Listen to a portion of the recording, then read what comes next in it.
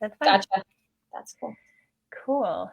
All right. We are live. Welcome, everybody, to our Cash Based Practice Owners interview series.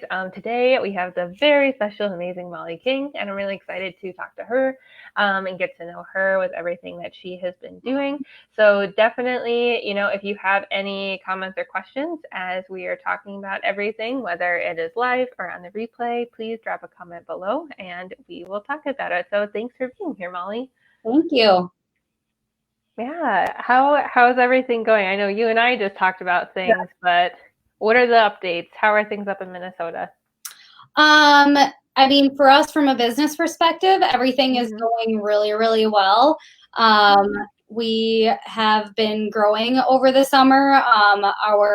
So we have both, we have sport performance, we have cash-based physical therapy, and then we have nutrition all in-house. And sport performance has been doing well throughout the summer. Fortunately, our model works well. Even pre-COVID, our model was the same. We didn't have to change it. So that was really nice, the very small groups. And then PT is doing well. Also, we're getting back to where we were pre-COVID, and we're very happy with all of that through this whole mess. As far as COVID is going, numbers are staying fairly steady right now. Some schools are going back in person, the smaller private ones. A lot of people are going to be in a hybrid situation, which impacts us a lot because we deal with a lot of student athletes. And then a few are still going to be completely distance learning. So it's going to be a weird fall, but we'll see how it goes, one step at a time. Yeah, exactly. I feel like that's definitely a theme for a lot of us this year. But let's back up just a little bit of a step. I know you and I are just kind of getting to know each other today too, but if you don't mind sharing with us a little bit more about your background and what led you to where you are today. Gotcha. So I grew up about an hour. Do not come in here. Get out. Sorry.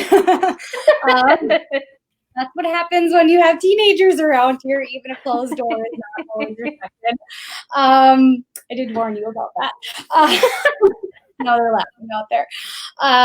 So I grew up about an hour south of the Twin Cities in a small farming community, played sports growing up, mostly hockey and golf, and I also showed horses competitively.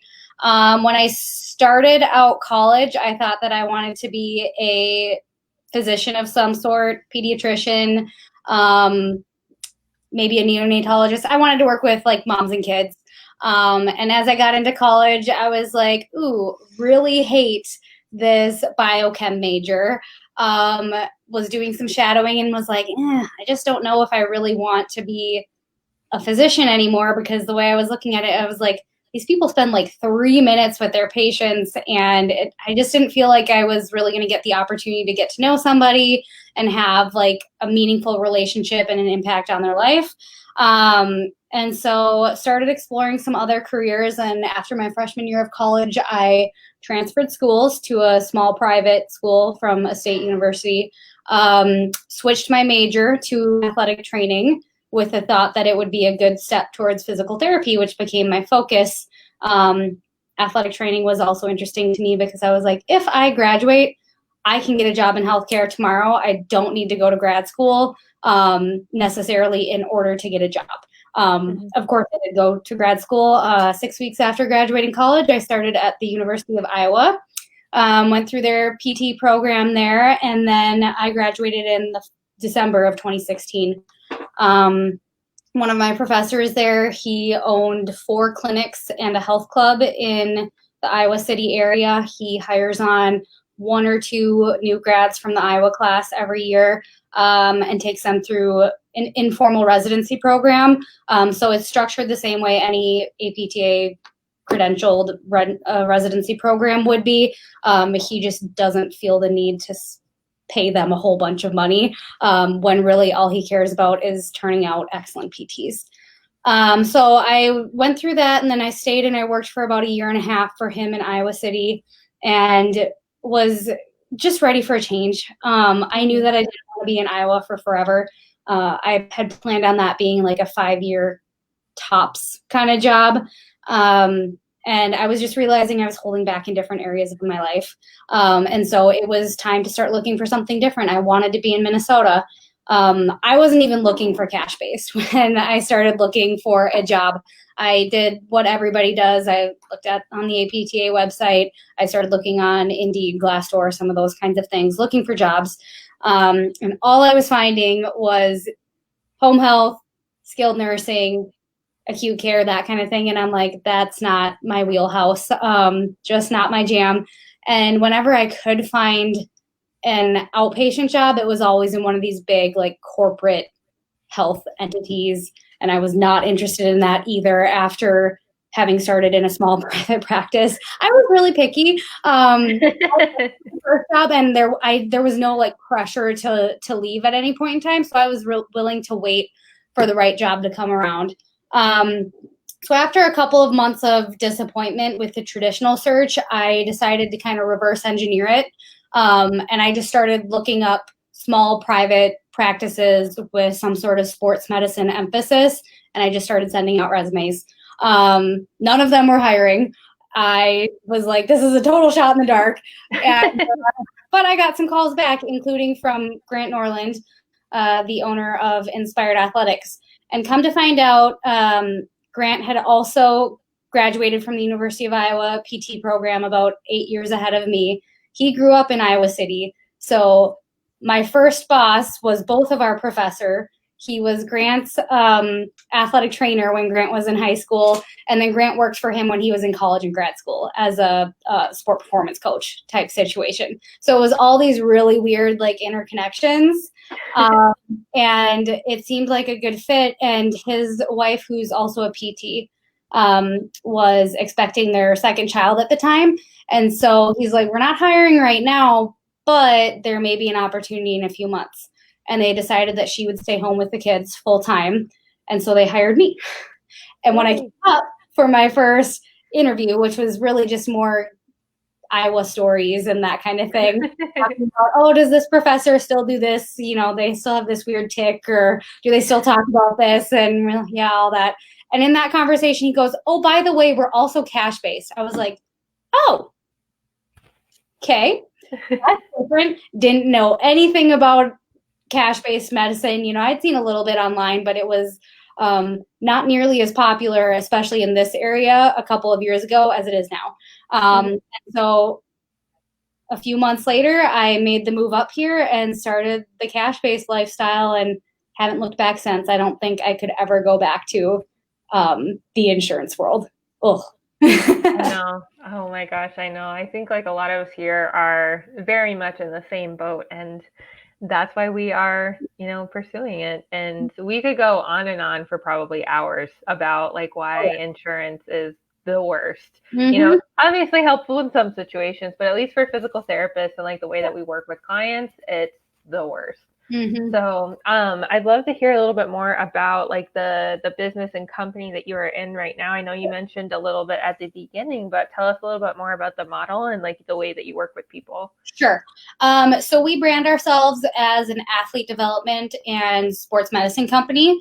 And so Grant, our owner, is a doctor of physical therapy. He's also a CSCS, and he was a quarterback, a D2 quarterback in college. So we have in-house, we have one-on-one physical therapy, all cash-based. We have nutrition. We have a registered dietitian. And then we have 2 full-time sport performance coaches. Our sport performance model is different from a lot of other facilities in that it is either private or small group training only. We do not go above 6 athletes to 1 coach because we feel that you lose that coaching aspect, and they're way too qualified to be just making sure that no one's dropping a weight on their head. They want to coach. They want to help people learn how to move correctly. And so we work with athletes from ages kind of 13 is our lower cutoff. We will do some private training with younger athletes, but that's kind of when they start to hit that maturity level where they can really handle working in a group, that kind of thing. All the way on up to active adults. We have people in their 60s, 70s, that kind of things who train with us. But most of them are younger, middle school, high school, college, professional age. My clients also break down into those groups pretty easily, kind of the younger athlete in those age ranges, and then the 40-plus-year-old athlete or active adult who just needs a little bit more help to stay in whatever activity they enjoy, whether it's running, golfing, cycling. I've got quite a few yogis who need to counteract that with a little bit of strength. And so those are kind of our two main groups that we tend to work with the most. There's a lot of interaction between the different professionals here. Most of our clients are dealing with more than one of us at any given time. There's a lot of people who come for one reason, but then they end up saying, oh, maybe I should speak with the dietitian, or I want to graduate to more, wellness training, that kind of thing when I'm done with PT.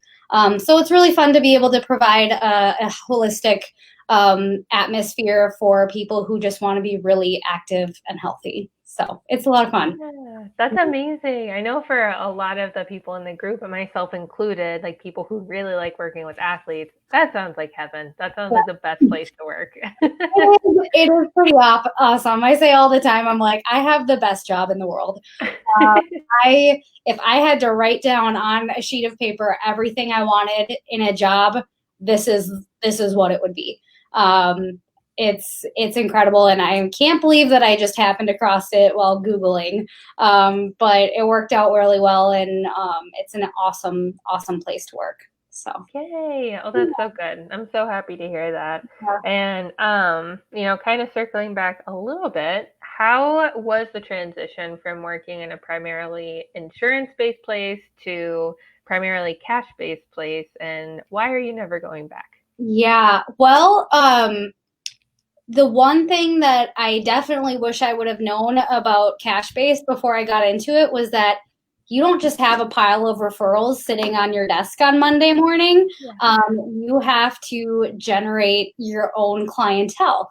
And so when I moved up here, I've been living 5 hours away. So I had no name in the area, no helpful contacts, I would say. I've got some friends and some family and that kind of thing, but nobody who is going to be able to help me generate clients. And so that first week when I think I saw 4 clients the entire week, and it was mostly because Grant was like, you are going to see her. Because everybody who was coming in was used to working with Grant. And so when they called, they didn't say, I want to see a physical therapist. They said, I need an appointment with Grant. And so over time, we did transition some of his clients over to me. Some of them just prefer a female. Some of them, he was like, I can't accommodate the times that you want anymore, but she can. But really a lot of it ended up being, I needed to learn how to network and market myself and all of that kind of thing. And so I would say that would be the biggest learning curve, that I need to not sell myself, but I need to get out there and make a name for myself. And then the people will start to come see me. And that was not the case in an insurance-based setting. There were always clients. We were always busy. We were always getting referrals from, different physicians and, insurance companies and that kind of thing. So that was definitely different to go from a full caseload to no caseload and realizing that I had to build it up. And it took me a while to realize how long that was going to take. So I've been here for about 2 years, and pre-COVID, I had just gotten to a kind of busyness level that we were all really happy and comfortable with. And then COVID happened, and it took a steep dive, but we're getting back to where it belongs. So that's definitely a good thing. The other thing with cash-based that was definitely different is knowing that I need to wear many hats. When I first started here, in addition to doing PT work, I was also doing all of our event planning, a lot of our design and marketing, that kind of thing, a lot of our photos, scheduling, general office management, all of that stuff. And that was also, that wasn't things that I had done in my past clinic. I just showed up, treated patients, wrote notes, went home. So that was a little bit different for sure. I don't think anybody really tells you that before you get into it, is that, okay, you're no longer just a PT. In some clinics you may be, but we didn't have an office manager at the time. part of it maybe I was the only female in the clinic. And so, some of those more artistic and like scheduling type things just kind of naturally became my duties, and I have an aptitude for that, so that was fine. But it was just kind of interesting how some of that stuff I just kind of picked up as well, I guess. Yeah, I know. Like, we could get into that for sure as well, like male and female run businesses and how they're different. Absolutely. It's kind of funny. Grant and I work well together. He is the idea guy, and then I am the executor. So he comes up with this big, fabulous idea. That's kind of where Free Movement came from. He's like, I think we should make a social media brand just for PTs. And I was like, okay, what does it look like? How are we going to do this? And so, he kind of had the idea to get it going. And then ever since, I've been the one doing it all behind the scenes. Every once in a while, he throws an idea my way. But yeah, that's kind of the way it goes with a lot of the stuff that we've done together. He's the idea. I'm the make it happen kind of thing. Yeah. And like the thing is like that's totally fine. Like when you get to a place where you're scaling a business so that you're no longer just one person, there's a book that I read. I think it's called The Toilet Paper Entrepreneur. I think it's in that one. Okay. Love that book. Highly recommend it. But he talks about how like your team should have like an idea person, a manager, and an implementer. Because you can't be all of them all the time. Otherwise it doesn't work. So when we were just getting going, when I had maybe been here for, I don't know, 5 or 6 months, he had me read Traction, and that covers a similar topic. And I was like, oh, this makes sense. This is why, I fall into this category, and this is why we work well together. And this is why the clinic runs smoothly, is because we have the right people in the right seats. That's another really good one. Recommend Traction if nobody's read it out there, but it's a good one too. Awesome. Cool. And so like one of the number one questions that I get from people is, like I want to start a practice, or I've already started, but I have no patients. I don't have any clients. I don't know where to find them. What do? I'm panicking. Like I need a caseload. And so, you were mentioning doing marketing and networking and getting out there. But do you have any like specific pieces of advice for people who are in that position and they're like, I just need clients? Mm-hmm. Sure. First of all, talk to the people who already have your clients that are not physicians. That's something I think as PTs, we always think, I need to market to physicians. I need to market to physicians. Well, 99% of the time now, physicians already have PTs. They have their PTs that they send people to, unless you can find a brand new private practice that has not had an opportunity to create any of those binds, those relationships. That's not going to work. So who has your clients who are not physicians? A lot of it tends to be people who work with active people, because those people get hurt. So gyms, personal trainers, maybe depending on your perfect client, maybe diabetes clinics or those kinds of things.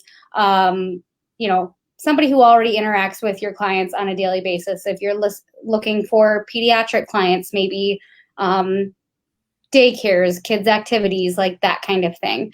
The other thing that I like to remind people is that in PT, anybody could be your perfect client, and you never know who the best referral partner is going to be. We tend to spend a lot of our time focusing on other healthcare providers. In fact, most of my best referral partners are not in healthcare at all. So as soon as I started here, I joined a BNI group, which is an international networking group. Awesome. Highly recommend it to anybody. And there are professionals from all walks of life in there. In my group, we have, a realtor, we have a financial planner, we have a caterer, we have a gym, IT, all kinds of stuff. But for a lot of those people, I'm the only PT that they know. And so when they or somebody in their lives gets injured or is starting to have pain, I'm the first person they think of. And it creates this huge network. And it's interesting because there's not very many PTs in this particular organization. I don't think PTs network very well in general because a lot of us have never had to. Yeah. When you have a captive audience, you always have clients coming in. Why would you waste your time on that? But it's been a really good opportunity to not only bring in clients, but just to educate people on what physical therapy is and what we can do for you. And it's been, I mean, our investment has come back tenfold very easily. And so it's well worth my time. I enjoy it. I've gotten to meet people and help people that I would have never otherwise come across in my day-to-day life. So it's been a really beneficial move for us as a company. That's awesome. That's really cool. You know, and like you're probably like one of a handful of people who have recommended BNI. And one of my friends here in Las Vegas, I subbed for her one time. So I kind of got an experience with it. But it's really cool. And like I think that there are a lot of people out there who might be a little bit intimidated by like the thought of networking. You know, and even though you might join one of these groups and it's a bunch of people perhaps who are a lot older than you know, and they're in different fields or they've had their business for 20 years, just remembering that everybody in that room is an entrepreneur, like they're a business owner. So, you know, you guys automatically have something in common. It's a really good opportunity. Absolutely. Yeah, it's interesting, the number of people in the room and the variety. I mean, there's people who show up in suits every week. Well, not right now. We're all online right now. But prior to COVID, there were people who show up in suits every week, and I show up in a t-shirt and leggings because that is my profession. That is what I do. So I was intimidated at first, for sure. Plus, I didn't really enjoy public speaking at all. Still don't love it, but it's a lot better, and it's forced me to kind of, you know, stretch myself and, you know, work on some of those areas that I could definitely improve. But yeah, it's been awesome. I really recommend it to anybody, especially people who are like, I just need to meet people. And you never know who somebody in that room knows. Maybe somebody in the room is going to be your best referral partner. Maybe it's going to be somebody that they know. It's going to be your best referral partner, but you never know until you give it a shot. So yeah, it's definitely a good organization. Yeah, that's awesome. Really good advice, Molly. And then the other thing that people ask me about is, you know, going into like the cash-based world, that's a whole like scary and non-traditional thing. Questions I get are like, who the heck is going to pay me like actual money out of their pocket? And like, how do you have the conversation with me? Like, oh, well, do you take my insurance? So like, what's your advice on that? So when I have somebody who calls and says, what insurance do you take? I usually just say, we don't take any insurance, and this is why. And then I'll get into a very brief explanation. You know, insurance generally does not serve either the patient or the provider well. It typically ends up being less expensive for the patient to pay out of pocket, and you will get the one-on-one individualized care that you deserve. And that can be, I'm not saying you can't find it in an insurance-based setting, but it is much more difficult to come by. I usually tell people, you know, you'll reach your goals faster with more one-on-one attention. And in the long run, it does end up being less expensive. And then, you know, there are some people who really want to get into the conversation about, okay, well, why does insurance suck? And I'm happy to do that. But it just usually ends up being a much longer conversation. But most people, if you tell them, you know, those little bullet points, they're like, okay, I'm on board. And most of them, by the time they're calling you, they've already had some negative experiences elsewhere, and they've already spent thousands of dollars on healthcare, and it hasn't worked. And so now they're looking for something different and something better. And yeah, usually it's not too difficult of a conversation to have. I don't have very many people push back on it. And if they do, you know, it's okay. Maybe they weren't the best fit for us anyway. If they really want to use their insurance, that's fine. And that's your choice and that's your right. And maybe you weren't the best fit for us anyway, but chances are I'll probably be seeing you 6 months down the road anyway when you've spent another couple grand and you're like, well, that didn't work either. So let's maybe try this. Yeah, I think that's fair. And like that's like it's also like pretty good sales too, you know, like if you're talking to somebody on the phone and kind of like addressing this already, you Yep. know, by the time they come in for their evaluation, Yep. they're basically like game for whatever you have to say. Yep. And I would say most of our clients they've already, just because of the nature of how we get clients, it's just a lot of personal referrals from people who have seen me before. Mm-hmm. They usually already have had a heads up that, hey, they don't take insurance, but it doesn't matter. It's well worth it. Go see them anyway. It's the best money you could spend. So that really helps, because basically my clients have already helped this new client to, walk through that process, and they're already sold before they even talk to me on the phone.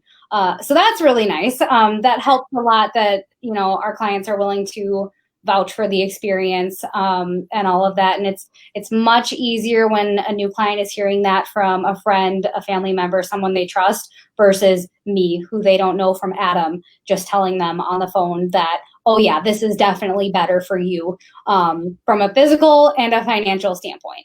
Mm-hmm. Yeah, so it's already halfway done by the time they even make that call. And I have a few people who are just like, nope, not willing to do it, and that's fine. You can't get all bent out of shape about it. You can't win them all. But those people who are already calling you are probably already 90% of the way there. Yeah, yeah, and I think that's a good thing to remember, you know, when you are getting started. Like you said, like if they're contacting you, then they are looking for something else. They're looking for something different. Mm-hmm. And so then it's kind of just up to you to be able to communicate well what it is you have to offer and how you can help them, and it should work out just fine. Yep. And I know, so at the beginning of getting started in this arena, in the cash-based arena, you know, you mentioned that nobody tells you that you have to become a marketer. You know, you have to become a marketer and a salesperson, which is totally fine, but you know, they're new skills. Yes. Um, were there any other challenges for you when you started, like the first like 3 months? Do you remember? I would say just confidence was generally a difficult thing for me making that transition. I was very comfortable in my little insurance-based bubble. I felt that I was doing well by my clients I was seeing there. I felt like they were getting out of it what they were coming in for. I was also a pretty new grad. I was only 18 months out when I started working here. And so then I started working here and I'm like, oh my God, people are paying me actual money, which I know they're paying when they're using their insurance, but it's a whole different mindset from the patient's perspective when they are swiping that credit card or writing that check every session. I'm like, oh my God, people are actually paying me to do this. I need to be really, really good. I can't be only as good as somebody in an insurance-based setting. I have to be worth every swipe, every check they're writing. So just having the confidence in myself, knowing that I was good enough for people to pay me, was definitely something that took a little bit of work. And I think every new grad deals with that at some point in time, especially like a few years out when you've kind of lost that little rosy bloom of graduation, super excited about everything. And now it's like, wow, I'm okay, but I want to be excellent. So that was something that definitely took some confidence building. And, I had the blessing of having a very good mentor at my old job, learned a ton. And then just working with Grant here, I was definitely able to improve my confidence. And I was like, okay, I am good enough for this. And then, of course, continuing ed and all that always, helps to kind of boost that as well. But, half the battle in sales and marketing is coming to grips with the fact that you are good enough for people to pay money to see you. You are better than insurance-based PT, and people will be willing to pay you because you're just that awesome. But until you feel that and you can convey that in the way that you speak, it's going to be a little tough. Yeah, and like I think it's important to remember that probably like at least like the first couple of months that you're doing this, you're probably going to be bad at sales and marketing. And Oh, like, that's yeah. fine, Yep. you know, just like any new skill that you're developing. I love what you said though about like, okay, like people are paying me money, like I need to be worth every single swipe of a Mhm. credit card. I love that. I've thought about that before, but I don't think anybody else has pointed it out in any of the interviews. Mhm. I think it just like it holds you to such a higher standard. Yes. Like if somebody hands you, like $200 and they're like, okay, fix me, educate me. It's like, okay, well, here we go. Yeah, and you it's one know? of those things where it's like it forces me to be like every time I walk up to a patient, like I need to be 110% um, Mm-hmm. for every single patient every single time. And there's no half-assing it or anything like that. There's no days where it's like, they're work comp or something like that, so I can lay back a little bit and it's not that big of a deal. Mm-hmm. Like, you have to be excellent every single time, but I think that's a good thing. I think we should all be doing that anyway. But it is harder to do that when you are stuck in the rat race of a PT mill or somewhere that accepts insurance and you're just like trying to turn volume all the time. Mm-hmm. And so, yeah, it's definitely that it's something that takes a little bit of, mindset change.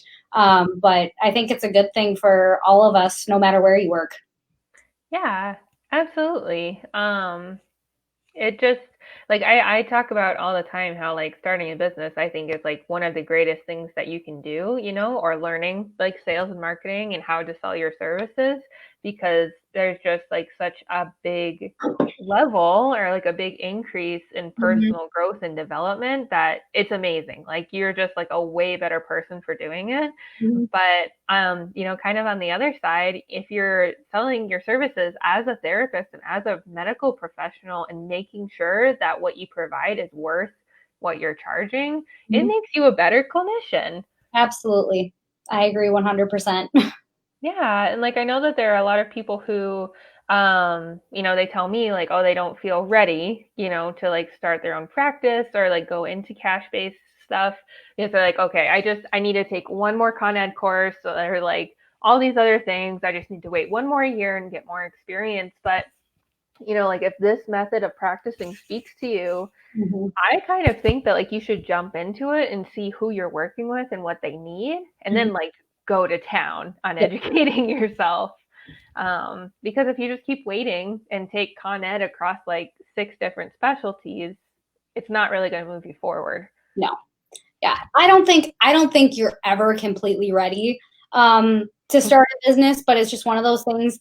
You got to take the plunge, and then somehow you learn how to swim.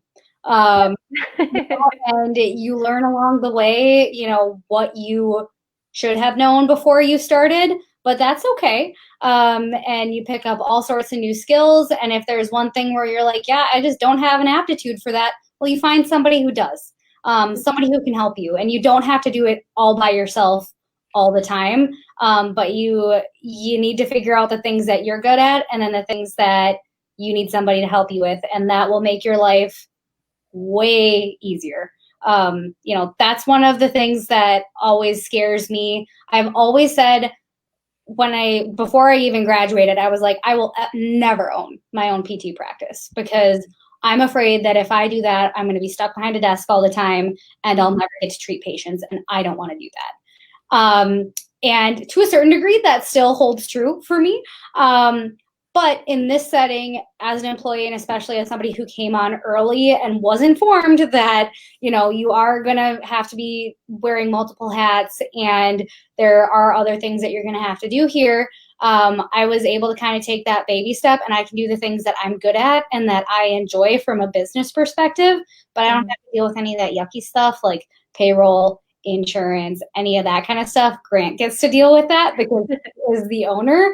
But I still have the flexibility to run my own schedule, see the patients that I want to see, do additional, tasks and activities as I have the time and as I find them enjoyable and, have an aptitude for them. But yeah, and it works out because some of the things that I do, Grant doesn't like to do or is not as good at. And, he knows it, so I don't feel bad saying it. And so it works out well because for him as the business owner, he doesn't have to do it all because he found somebody who fits in, those areas that maybe he's a little bit weaker in. So, yeah. Yeah. Yeah. That's awesome. That's so cool. Um, so if like you were talking to somebody who was kind of on the fence Mm-hmm. about like either starting their own practice or like taking a position at a CAS practice, Mm-hmm. they're like, oh, I don't know, like this is scary and different. Like, what are like one or two big pieces of advice that you would tell them?